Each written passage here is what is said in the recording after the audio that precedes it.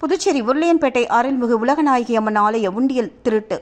கோவில் பூட்டை உடைக்காமல் சுவர் ஏறி உள்ளே குதித்து கிரில் கேட்டுக்குள் கையை விட்டு அம்மன் கழுத்தில் இருந்த 5 சவரன் நெக்லஸ் கம்மல் திருட்டு.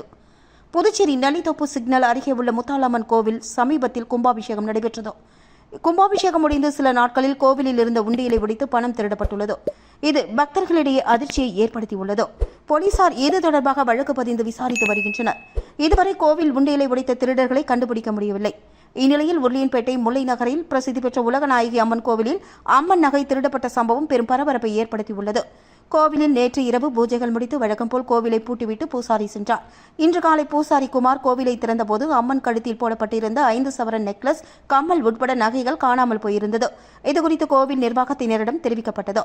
கோவில் நிர்வாகத்தினர் உருளையன்பேட்டை காவல் நிலையத்தில் புகார் அளித்தனர். அது தொடர்பாக போலீசார் கோவிலுக்கு சென்று விசாரணையிலும் ஈடுபட்டனர்.